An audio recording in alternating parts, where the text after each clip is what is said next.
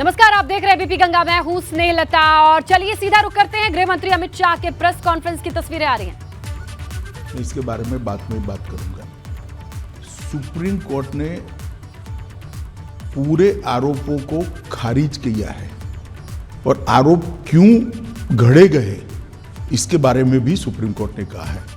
एक प्रकार से आप कह सकती हो कि सुप्रीम कोर्ट ने ये आरोप पॉलिटिकली मोटिवेटेड है, ये भी सिद्ध कर दिया है। सुप्रीम कोर्ट के जजमेंट ने सिद्ध किया है। जहां तक कैसा लगा का सवाल है, 18-19 साल की लड़ाई,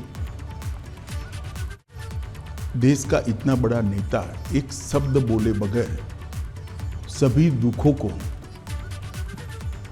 भगवान शंकर के विषपान की तरह गले में उतारकर सहन कर कर लड़ता रहा और आज जब अंत में सत्य सोने की तरह बह रहा है, चमकता हुआ बह रहा है, तो आनंद ही होगा। मैंने बहुत नज़दीक से मोदी जी को इस दर्द को झेलते हुए देखा है, इस आरोपों को झेलते हुए देखा है और सब कुछ सत्य होने के बावजूद भी क्योंकि न्यायिक प्रक्रिया चालू है, हम कुछ नहीं बोलेंगे। इस स्टैंड को कोई बहुत मजबूत मन का आदमी ही ये स्टैंड ले सकता है।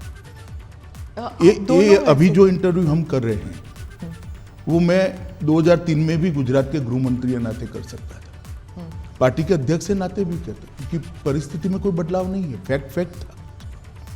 परंतु संपूर्ण न्यायिक प्रक्रिया जब तक समाप्त नहीं हुई तब तक मोदी जी ने इसको प्रभावित करने के लिए कुछ नहीं कहा, चुपचाप उसको सहन करते रहे। मैंने आपसे भी पूछा ये सवाल, मैंने मोदी जी से भी पूछा और आप दोनों यही कहते थे कि न्यायिक प्रक्रिया चालू है इसलिए मैं कुछ बोलूँगा नहीं। आपने भी यही कहा और मोदी जी ने भी यही कहा। 19 साल हो गए हैं, तो 19 साल में आप इधर उधर की बातें करते थे, पूरा आप डिटेल में नहीं जाते थे। अब आप क्या बता सकते हैं कि क्या हुआ उन दिनों में? सबसे पहले 19 साल के बाद सुप्रीम कोर्ट की खंडपीठ ने आज जो जजमेंट दिया है, उस जजमेंट से मोदी जी पर लगे हुए सारे गलत आरोप को खारिज कर दिया गया है और ये भी कहा गया है कि कुछ लोगों ने उस आरोपों को पॉलिटिकली मोटिवेटेड तरीके से लगाया था। To keep the pot boiling कहा। हाँ, वेस्टेड इंटरेस्ट। कौन थे वो आपके हिसाब से? नाम मैं बताता हूं बाद में। और तीसरा, इससे भारतीय जनता पार्टी की सरकार पर जो धब्बा लगा था वो भी धुला है और मोदी जी जैसे वैश्विक नेता पर जो गलत आरोप लगाए थे, मैं मानता हूं कि लोकतंत्र के अंदर मोदी जी ने संविधान का सम्मान कैसे हो सकता है, इसका एक आदर्श उदाहरण सभी राजनीति में काम करने वालों लोगों के सामने करा। मोदी जी की भी पूछताछ हुई थी, किसी ने धरना प्रदर्शन नहीं करा था। देश भर से कार्यकर्ता आकर मोदी जी के समर्थन में सॉलिडारिटी के लिए खड़े नहीं हुए थे। हम कानून को कोऑपरेट किए, मेरी भी अरेस्ट हुई थी, कोई धरना प्रदर्शन नहीं करे थे। और जब सत्य इतनी लंबी लड़ाई के बाद बाहर आता है विजयी होकर, तो सोने से भी ज्यादा उसकी चमक होती है। और मुझे बहुत अच्छा लग रहा है कि आज जिन लोगों ने भी मोदी जी पर आरोप लगाए थे, अगर उनकी अंतरात्मा है तो उन्होंने मोदी जी की और भारतीय जनता पार्टी की क्षमा मांगनी चाहिए। सिर्फ आरोप लगे थे क्या? दंगे हुए तो थे ना? आरोप क्या था? दंगे मोटिवेटेड थे। दंगों में राज्य सरकार का हाथ था, दंगों में मुख्यमंत्री का हाथ था, यहां तक भी कह गए। आरोप ये था, दंगे से कौन इनकार कर रहा है? देश में दंगे कई जगह पे हुए हैं। तो क्या उन दिनों में आप भी थे वहां पर, तो उन दिनों में क्या पुलिस जो है, जो कहते हैं कि पुलिस कुछ कर नहीं पाई, जो कुछ ऑफिशियल्स थे वो they were not able to do much, और बहुत से लोग कहते हैं कि वहाँ पॉलिटिकल जो व्यू था इस वजह से ना तो पॉलिटिकल ना तो ब्यूरोक्रेसी ना ही पुलिस इतना कर पाई रोकने के लिए, दंगे रोकने के लिए। देखिए, भारतीय जनता पार्टी की विरोधी राजनीतिक पार्टियां कुछ आइडियोलॉजी के लिए राजनीति में आए हुए पत्रकार और कुछ एनजीओ ने मिलकर, एक त्रिकूट ने मिलकर ये आरोपों को इतना प्रचारित किया और इसका इकोसिस्टम भी इतना मजबूत था कि धीरे धीरे झूठ को ही सब सत्य मानने लगे। पर उस वक्त तो आपकी सरकार दिल्ली में भी थी और आपकी सरकार गुजरात में भी थी, तो फिर मीडिया को या फिर उन लोगों का नेटवर्क इतना स्ट्रांग कैसे था? हमारी सरकार का कभी भी मीडिया के काम में इंटरफेरेंस का दखल ही मतलब हमारा एटीट्यूड ही नहीं, ना उस वक्त करा था ना आज कर रहे हैं। परंतु उस वक्त जो इकोसिस्टम बनी थी, वो इकोसिस्टम ने एक झूठ के पुलिंदे को इतना हवा बनाकर जनता के सामने खड़ा कर दिया कि इसकी इन्फ्लुएंस में सभी लोग थे, शायद कोर्टें भी होगी। अगर सत्य था तो फिर एसआईटी की क्या जरूरत थी? एसआईटी में आज मैं आपको सत्य बताता हूं, एसआईटी का ऑर्डर कोर्ट का नहीं था। एक एनजीओ ने एसआईटी की मांग करी, कोर्ट ने फॉर सेक ऑफ आस्किंग हमारे लॉयर को पूछा, हमारे लॉयर ने कहा मुझे इंस्ट्रक्शन लेने पड़ेंगे। लंच आवर के बाद फिर से कोर्ट बैठी, हमारी सरकार ने कह दिया कि हमें कुछ छुपाना ही नहीं, तो एसआईटी बने, हमें क्या आपत्ति है। It was consented decision, Gujarat सरकार की रिकॉर्ड पर कंसेंट है। कोर्ट ने अपने जजमेंट में भी लिखा है कि एनजीओ की मांग थी, गुजरात सरकार ने कंसेंट की। हम बहस कर सकते थे, मगर क्यों करें, क्योंकि हमें कुछ छिपाना ही नहीं था। आज जब जजमेंट आया है तब तय हो गया है कि जजमेंट में लिखा हुआ नाम मैं बोलता हूं, एक पुलिस अफसर का नाम दिया है, एक एनजीओ का नाम दिया है और कुछ पॉलिटिकल एलिमेंट्स का नाम दिया है। ये तीनों ने मिलकर जजमेंट के अंदर ये स्पष्ट कर दिया है कि सनसनी खड़ी करने के लिए झूठ बातों को फैलाया गया, झूठ बातों को आगे बढ़ाया गया और झूठे सबूत गढ़े गए। एसआईटी को जो जब जवाब लिखवा रहे थे तब भी उनको मालूम था कि ये झूठा जवाब है, जिसको एसआईटी ने भी बाद में कोर्ट के सामने रखा कि ये झूठे जवाब थे और वो जानते थे कि झूठे। आज कोर्ट ने स्पष्ट कर दिया कि सरकार ने दंगा रोकने के लिए भरसक प्रयास किए। कोर्ट ने यह तय कर दिया कि मुख्यमंत्री ने बार बार शांति की अपील की थी। कोर्ट ने यह तय किया घटनाएं मतलब ट्रेन जलाने की घटना के बाद जो दंगे हुए वो सुनियोजित नहीं थे, स्वप्रेरित थे। ये भी कोर्ट ने आज जजमेंट में कह दिया और तहलका द्वारा किए गए स्ट्रिंग ऑपरेशन को भी कोर्ट ने खारिज कर दिया, क्योंकि इसका आगे पीछे का पूरा फुटेज जब आया तब मालूम पड़ा कि स्ट्रिंग ऑपरेशन पॉलिटिकली मोटिवेटेड है। सेना को बुलाया नहीं गया इतनी देर तक, 3 दिन नहीं बुलाया गया। आज सुप्रीम कोर्ट ने कहा देयर वाज नो डिले, लेकिन क्या सेना, अगर आप उस वक्त होम मिनिस्टर होते, गृह मंत्री होते, तो क्या आप सेना को बुलाते नहीं जल्दी? नहीं, जहाँ तक गुजरात सरकार का सवाल है, हमने कोई लेट लतीफ़ी नहीं करी थी। जिस दिन गुजरात बंद का ऐलान हुआ उसी दोपहर को हमने सेना को बुला लिया था। सेना को पहुंचने में थोड़ा समय लगता है। आप हमारा हिसाब मांगती है, मांगना भी चाहिए, मुझे जवाब भी देना चाहिए, परंतु मैं क्लियर कर दूं, जहां तक गुजरात सरकार का सवाल है, एक दिन की भी देरी नहीं की है। रिकॉर्ड बहुत स्पष्ट है, कोर्ट ने भी इसको अप्रिशिएट किया है। परंतु दिल्ली में सेना का मुख्यालय है, दिल्ली में इतनी सेना है, जब इतने सारे सिख भाइयों बहनों को मार दिया, 3 दिन तक कुछ नहीं हुआ। कितनी एसआईटी बनी? हमारी सरकार आने के बाद एसआईटी बनी। कितनी अरेस्ट हुई? इतने सालों तक सिख नरसंहार में विपक्ष की सरकारें रही, कभी अरेस्ट नहीं हुई, और वो लोग हम पर आरोप लगा रहे हैं पार्शियलिटी के। आप और मोदी जी दोनों कहते हैं कि इट वाज अ टैक्टिक या फिर कह दीजिए कंस्पिरेसी कि गुजरात को एक बुरा नाम देने के लिए कि ये एक दंगाई प्रदेश है और बीजेपी जो है एक दंगाई पार्टी है, और गुजरात 2002 के बाद वो टैग लग गया। क्या आप मानते? मैं और मोदी जी नहीं कहते, भारतीय जनता पार्टी नहीं कहते कि हम पर टैग लगाने का झूठा प्रयास किया। अब सुप्रीम कोर्ट भी कहती है कि झूठा टैग लगाने का प्रयास किया। आप लोकतंत्र में संविधान को भी नहीं मानेंगे, सुप्रीम कोर्ट को भी नहीं मांगेंगे।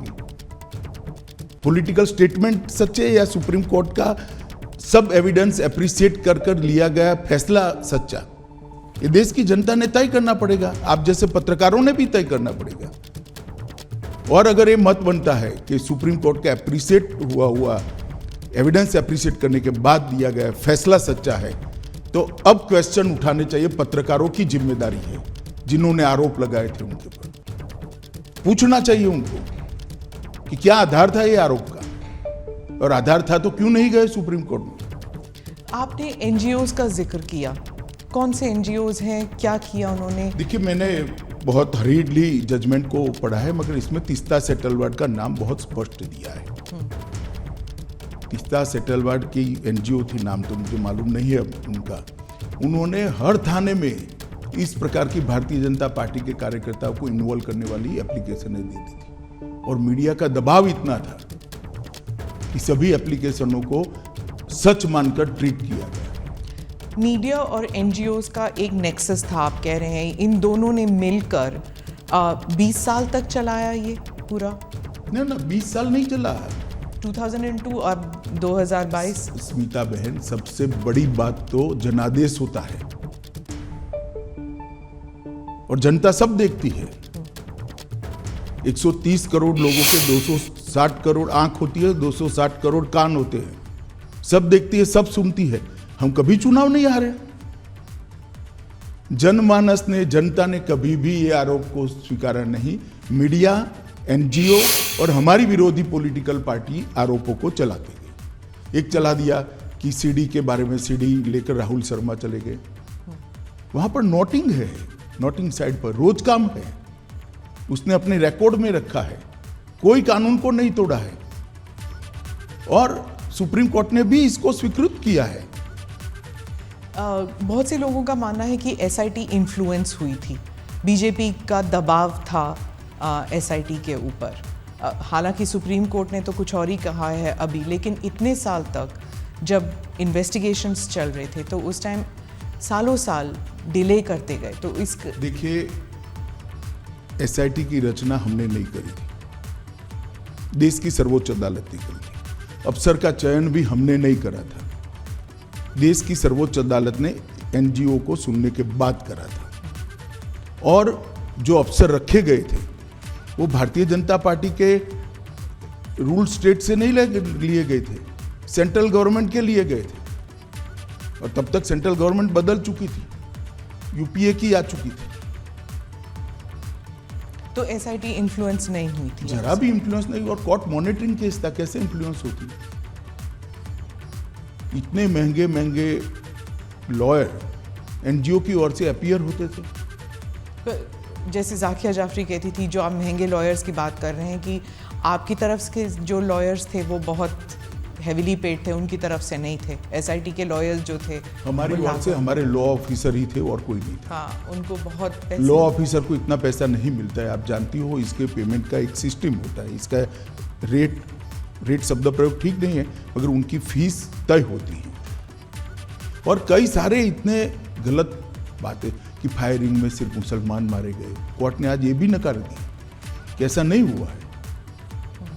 फायरिंग में मुसलमान नहीं मारे गए, लेकिन दंगों में तो मुसलमान मारे गए ना। देखिए स्मिता जी, एक बात आप समझ कर चलिए, जिस तरह से 60 लोगों को जिंदा जला दिया था, उसका समाज में आक्रोश था।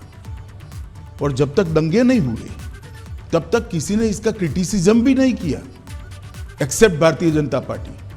कांग्रेस पार्टी का एक भी स्टेटमेंट, पार्लियामेंट चल रही थी उस दिन, किसी ने दुख भी व्यक्त नहीं किया कि 60 लोगों को जिंदा जलाने की घटना का आप भर्त्सना भी नहीं करोगे, निंदा भी नहीं करोगे। इतनी बड़ी वोट बैंक पॉलिटिक्स होगी। आज सुप्रीम कोर्ट ने यह भी कह दिया कि जाकिया जाफरी किसी और के निर्देशन पर काम करती थी।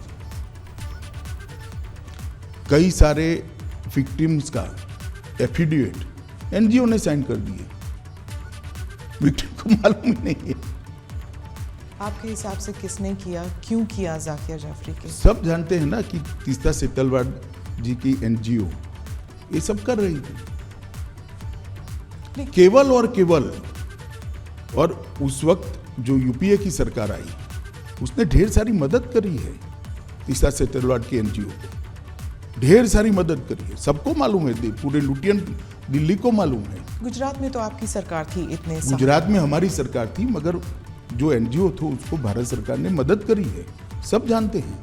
और केवल मोदी जी को टारगेट बनाकर ये सब किया गया, उनकी छवि को हानि पहुंचाने के लिए किया गया, उनको दंगों के केस में उनकी लिप्तता बनाने के लिए किया, मगर सत्य को कुछ नहीं होता है।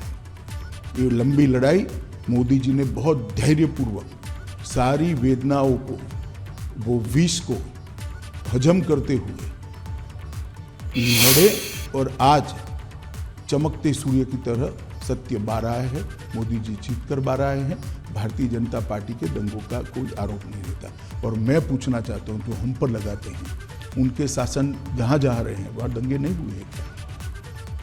उत्तर प्रदेश का वो इतिहास उठाकर देख लीजिए। पर कभी लेबल नहीं लगा किसी पर? लेबल लगाया नहीं आप लोगों ने, लेबल हमने थोड़ी ना लगाया है, लेबल फैक्ट के आधार पर थोड़ी ना लगा है। आप भी नहीं लगा पाए एज अ पॉलिटिकल पार्टी? हम करते ही नहीं, हम करना भी नहीं चाहते, हम क्यों किसी पर लगाए थे? दंगों का पॉलिटिकल उपयोग करना ही नहीं चाहिए।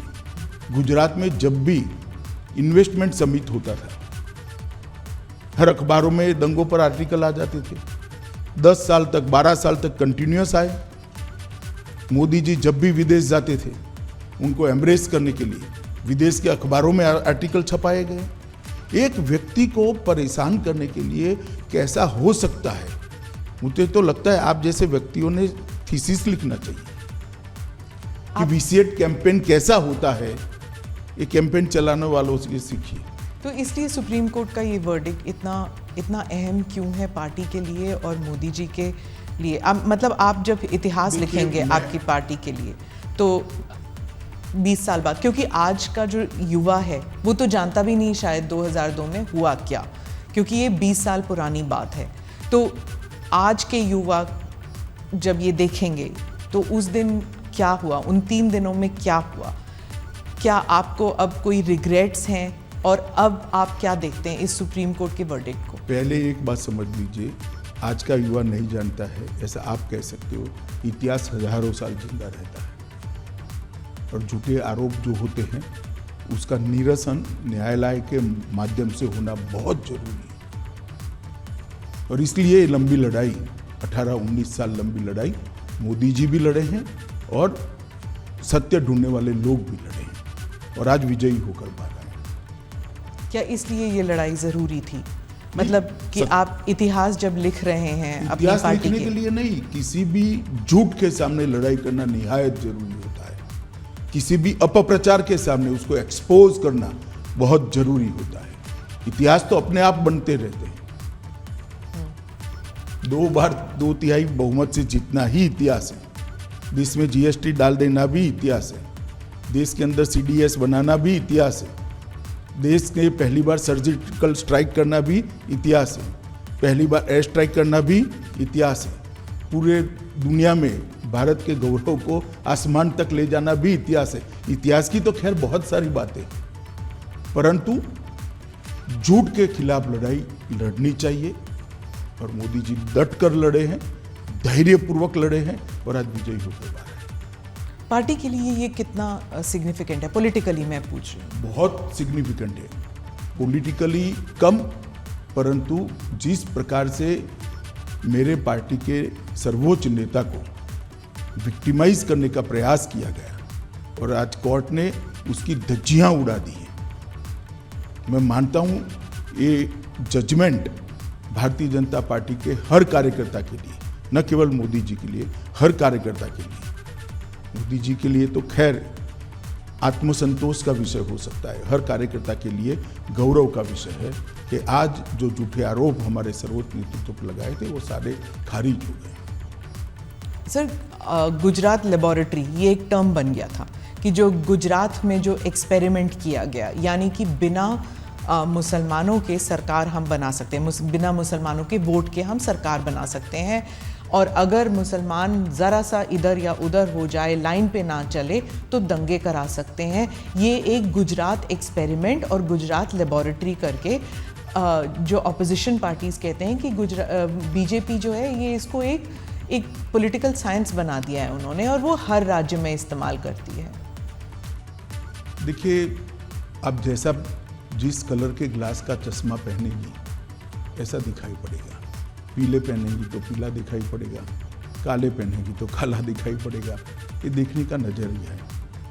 गुजरात मॉडल जरूर बना है। देश में हमने सबसे पहले 24 घंटा बिजली हर गांव में पहुंचाने का काम किया, वो एक मॉडल है। देश के अंदर 12 साल के अंदर जीरो ड्रॉप आउट रेशियो, लगभग जीरो ड्रॉप आउट रेशियो, और 99% से ज़्यादा एनरोलमेंट किया बच्चों का प्राइमरी एजुकेशन के अंदर, वो भी मॉडल है। गुजरात के ट्राइबल एरिया के लिए वन बंधु कल्याण योजना लेकर आए, वो भी मॉडल है। 10% ग्रोथ रेट के साथ 12 साल तक एग्रीकल्चर ग्रोथ रेट हमने अचीव किया है, वो भी एक मॉडल है। ढेर सारे मॉडल है, हाईवेज से लेकर ग्रामीण विकास से लेकर अर्बन डेवलपमेंट तक। हमारे अर्बन डेवलपमेंट के एक्ट भी मॉडल है। जहाँ तक दंगों का सवाल आप कर रही है, आप एक बात समझ लीजिए, आप इतनी वरिष्ठ पत्रकार है स्मिता बहन, आप कांग्रेस के शासन के जो आपको ठीक लगे वो 5 साल, और भारतीय जनता पार्टी के शासन से जो आपको ठीक लगे वो 5 साल ले लो। कितने घंटे कर्फ्यू रहा, कितने लोग मारे गए, कितने दंगे हुए, और दंगे का ड्यूरेशन क्या था, कंपैरिजन कर लीजिए तो मालूम पड़ जाएगा कि दंगे किसके शासन में ज्यादा हुए। और दूसरी बात, ये दंगा होने का मूल कारण गोधरा की ट्रेन को जला देना था। 60 लोगों को, 16 दिन की बच्ची को मां की गोद में बैठे हुए जिंदा जलते हुए मैंने देखा है। मेरे हाथ से अग्नि संस्कार किया है मैंने भोटा गांव में। इसके कारण दंगे हुए, और आगे जो दंगे हुए हैं वो पॉलिटिकली मोटिवेटेड। रिजर्वेशन का आंदोलन हुआ, दंगों में कन्वर्ट कर दिया गया। जब वो गोधरा से बॉडीज लेके गए थे अंतिम संस्कार के लिए, तब आपको लगा था कि ये there will be a blowback, मतलब कि कोई प्रतिक्रिया होगी?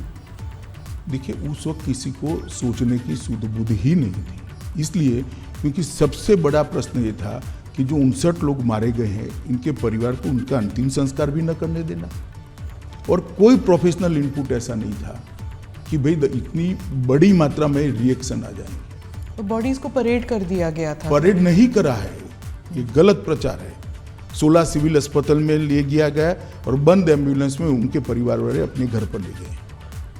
आप हॉस्पिटल में थे? मैं खुद हॉस्पिटल में था। क्या देखा आपने उस दिन? क्या देखना क्या था, जली हुई लाशें थी। दुख ही दुख था, आक्रांत था, रोज था।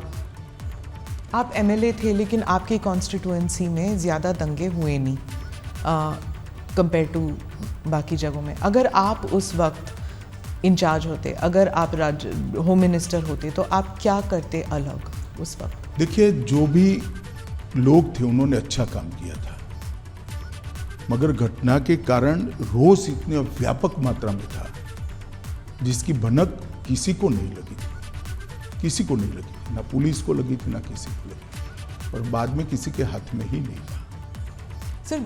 और देखिए, इस बात पर अनेक अदालतों में, एक सुप्रीम कोर्ट के रिटायर्ड जज के कमीशन में सब जगह बहस हो चुकी है। ये मोदी जी को कोई पहली क्लीन चिट नहीं है। नानावटी कमीशन ने भी क्लीन चिट दी है, फिर भी एसआईटी बनाई गई। और मोदी जी एसआईटी के सामने कोई नाटक करते हुए नहीं गए थे कि भाई मेरे समर्थन में आ जाओ, गांव गांव से आओ, नहीं आते तो फिर एमएलए को बुला लो, एमपी को बुला लो, एक्स एमपी को बुला लो और धरना करो पर क्यों नहीं गई बीजेपी, क्यों नहीं गई अब सपोर्ट? हम मानते थे कि हमने न्याय में सहयोग करना चाहिए, न्यायिक प्रक्रिया में सहयोग करना चाहिए। सुप्रीम कोर्ट का ऑर्डर है, एक एसआईटी काम कर रही है। एसआईटी अगर चाहती है मुख्यमंत्री जी को कुछ सवाल पूछना, तो मुख्यमंत्री स्वयं कहते हैं कि मैं कोऑपरेट करने के लिए तैयार हूं। किस चीज का आंदोलन करना है? आंदोलन किस चीज का करना है? ये न्यायिक प्रक्रिया है। हमारे यहाँ कोई भी व्यक्ति न्याय की परिधि से बाहर नहीं है। नहीं, दैट आई एग्री, लेकिन आप खुद कह रहे हैं कि विक्टिमाइजेशन हो रही थी। मतलब आपको आपके खिलाफ जो चल रहा था उस टाइम मीडिया ट्रायल या एनजीओ, उसके खिलाफ आंदोलन, क्या वो जस्टिफाइड नहीं था? देखिए, ट्रायल के खिलाफ, कोई भी न्यायिक प्रक्रिया के खिलाफ आंदोलन जस्टिफाइड नहीं होता है, क्योंकि हमारा व्यू था। वो व्यू सही तभी माना जाएगा जब न्याय की अदालत उस पर थप्पा मारी। मुझे जेल में डाल दिया तो मैं तो कहता ही था मैं निर्दोष था, परंतु जब न्याय की अदालत ने कहा कि मुझ पर गलत केस किया गया, मुझे फंसाने के लिए पॉलिटिकली मोटिवेटेड साजिश थी सीबीआई की, तब इस पर थप्पा लगता है। मेरे कहने से कुछ नहीं होता। उस वक्त लगा आपको कि पार्टी आपके साथ नहीं है? जरा भी नहीं लगा, पार्टी मेरे साथ ही थी। और आपको उस वक्त लगा कि ये पॉलिटिकल वेंडेटा है कि आपको जेल में डाल दिया?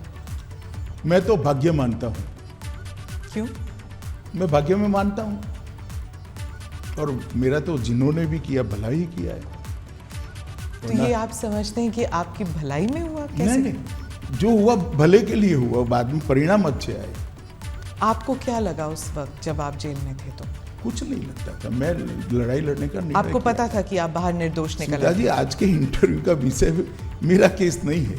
आज के इंटरव्यू का विषय एक इतने बड़े पोटेंशियल लीडर पर, एक राज्य के मुख्यमंत्री पर। आप दोनों साथ थे सर, इसलिए मैं पूछ रही हूँ। 20 साल से आप दोनों एक साथ हैं, गुजरात से लेकर यहाँ तक, दिल्ली तक आना। आप हजारों दोनों लोग का मोदी जी के साथ है, 25-25 साल से, 40-40 साल से। इस केस में नहीं, खास केस में नहीं, भारतीय जनता पार्टी के कार्यकर्ता है ना। पर ये राइट्स को लेकर जब भी किसी को सोचा जाता है, किसी के बारे में सोचा जाता है, आप दोनों के बारे में, हालांकि आप उस वक्त सिर्फ एक एमएलए थे, लेकिन इस लड़ाई में आप उनके साथ थे हमेशा। नहीं तो लड़ाई मुझे लड़नी है, क्योंकि ये सत्य की लड़ाई है। मेरी पार्टी पर आरोप लगे, मेरे नेता पर आरोप लगे, मैं क्यों नहीं लड़ूंगा? पर ऑपोजिशन हमेशा कहती है कि दंगे आप करने देते हैं, जब तक लोग डेथ टोल नहीं हो जाता तब तक आप दंगे करने देते, क्योंकि इससे पॉलिटिकल फायदा होता है, पोलराइजेशन। बहन, आप भी वही कर रही हो जो 2003 में मीडिया ने किया था। आपके पास इतनी बड़ी टीम है। भारतीय जनता पार्टी की कोई कम राज्यों में सरकार रही नहीं है। जहाँ जहाँ हमारी सरकार है, वहाँ पहले कांग्रेस की भी सरकार थी, सपा की भी थी, बसपा की भी थी, तृणमूल कांग्रेस और कम्युनिस्टों की भी है। ठीक है, भारतीय जनता पार्टी का शासन का कालखंड और एवरेज दंगे और एवरेज हताहत होने वाले लोग और उनके कालखंड का आप निकाल दीजिए। आप मैथमेटिकल फॉर्मूला निकाल रहे हैं। मैथमेटिकल फॉर्मूला नहीं कह रहा।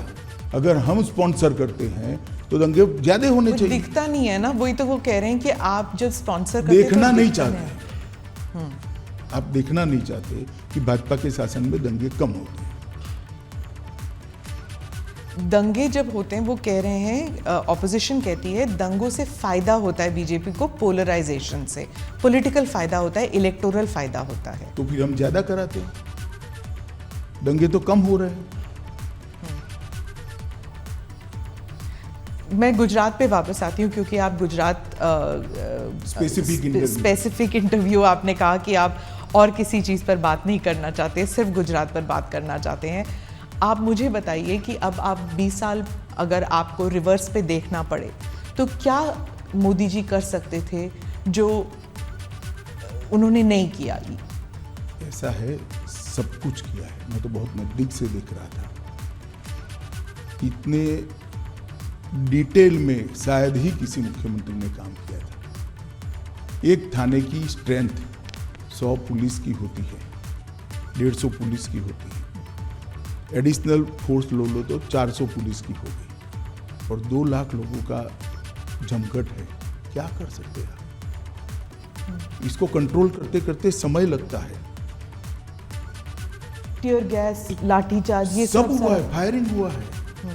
900 लोग फायरिंग में मारे गए। तीसरे दिन नहीं, दूसरे दिन भी हुआ है।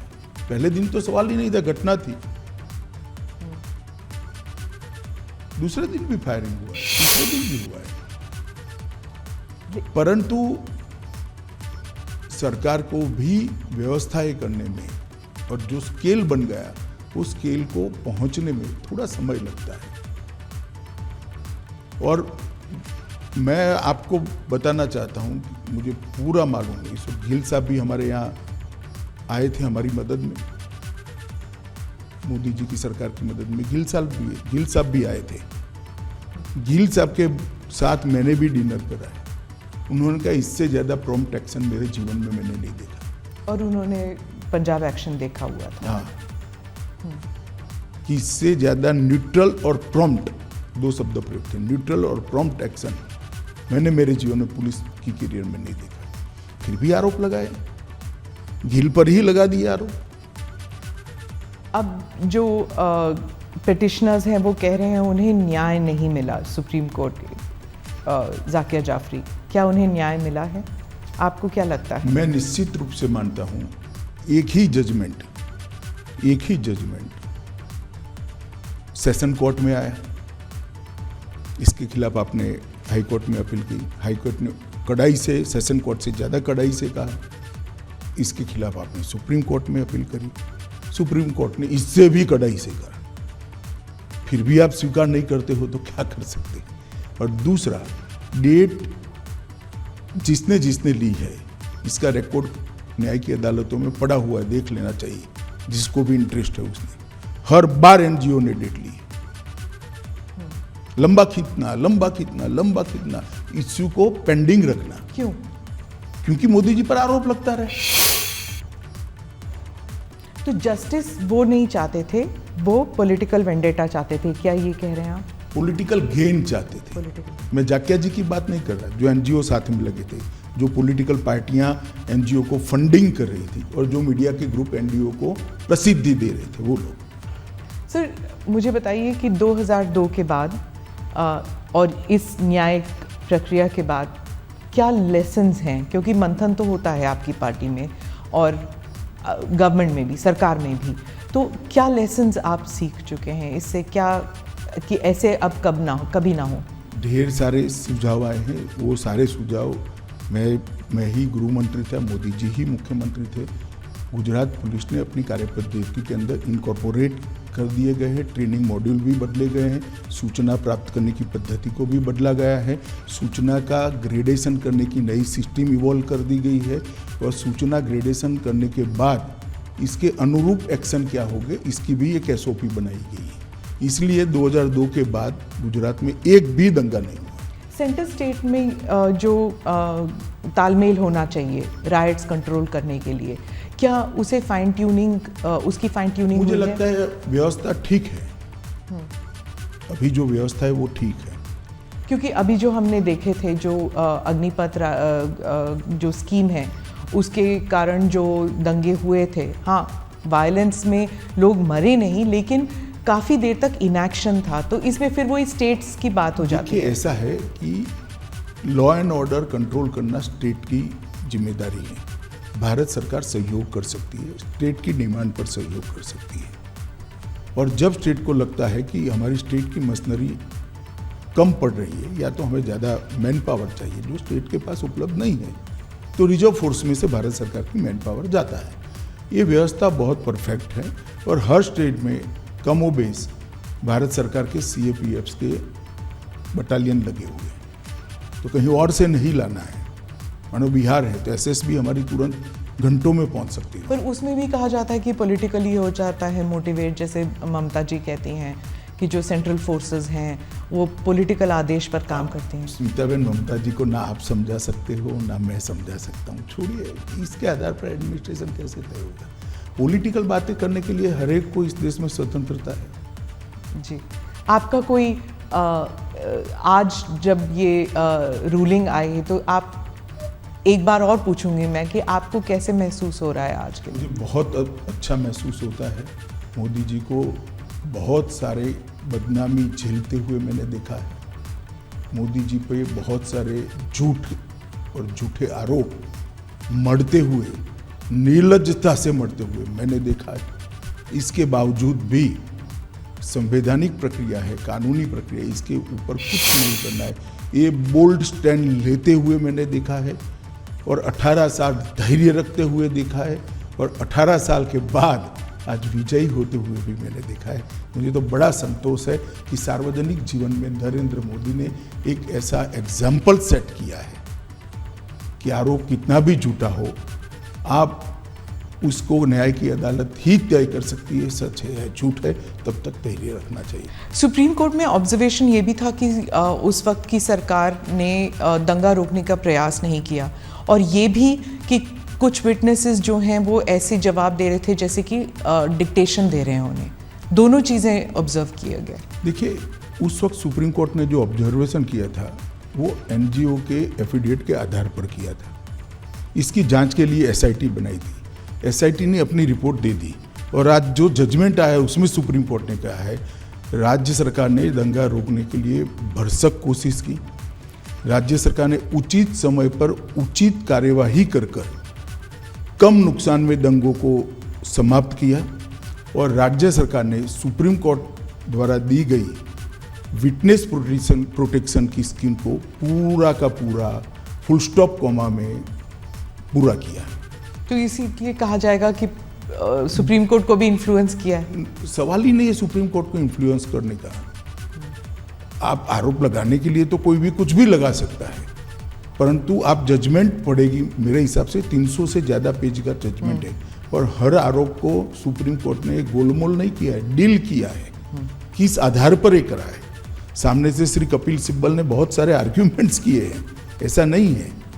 ये इतने सालों से लड़ा जाने वाला केस है, सुप्रीम कोर्ट में 7 साल तक केस चला है और हर बार पूरे दिन सुनवाइयाँ हुई। ये तीनों बातों को सुप्रीम कोर्ट ने स्पष्ट किया है कि राज्य सरकार ने भरसक कोशिश की, उचित समय पर उचित निर्णय लेकर इसको कम नुकसान में दंगों को समाप्त करा और जो विटनेस प्रोटेक्शन स्कीम राज्य सरकार ने सुप्रीम कोर्ट के सामने रखी थी, सुप्रीम कोर्ट ने थोड़े बहुत अमेंडमेंट कर अप्रूव करी थी, इसको फुल स्टॉप कॉमा में स्पिरिट के साथ लागू किया है। और मोदी जी के लिए भी कहा कि मोदी जी ने बार बार दंगा रोकने के लिए मीटिंगें भी करी, अपीलें भी करी, सार्वजनिक अपीलें भी करी और स्थान पर भी गए। ये सभी चीज़ों को आज सुप्रीम कोर्ट ने नोट किया है। तो मैं मानता हूं कि एक भी आरोप जो एनजीओ ने लगा था वो टीका नहीं है। मोदी जी बिल्कुल कोई आरोप के बगैर पूरी बात से आज सुप्रीम कोर्ट के जजमेंट से बाहर आए हैं और आज सत्य का विजय हुआ है। मीडिया और एनजीओज, इन दोनों के ऊपर सुप्रीम कोर्ट ने भी कहा है, आप एक बार अगर आप कहें कि आप what do you think should be the role, और क्या रोल मीडिया ने नेगेटिव पॉजिटिव, एनजीओज ने नेगेटिव पॉजिटिव क्या किया? नहीं, त्रिकूट है, सिर्फ मीडिया और एनजीओ नहीं है। पॉलिटिकल पार्टियां भी जो एनजीओ को नर्स करती है वो भी है, आप इसको मत छोड़िए। तो आप व्हाट डू यू थिंक कि क्या इससे कोई लर्निंग लेसन्स मिलेंगे? मैं तो मानता हूँ ये देखकर सबने आत्मचिंतन करना चाहिए। धन्यवाद मुझसे बात करने। Thank you. Thank you.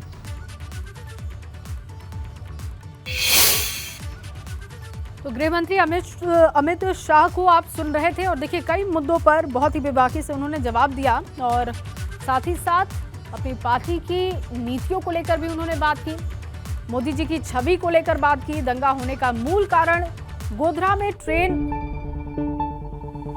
को लेकर भी जिक्र किया। सुप्रीम कोर्ट का जजमेंट आया, दंगा पॉलिटिकली मोटिवेटेड था। अमित शाह ने एक बार फिर से ये बात कही है, मैंने बहुत नजदीक से मोदी जी को दर्द झेलते हुए देखा है।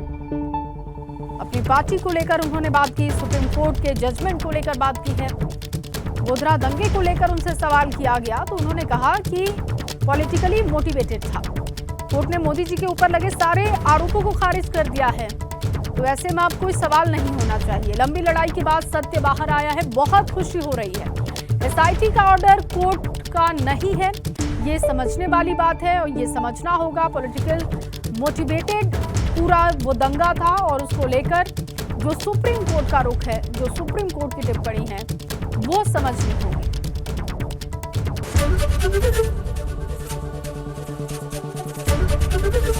एबीपी गंगा, खबर आपकी, जुबान आपकी।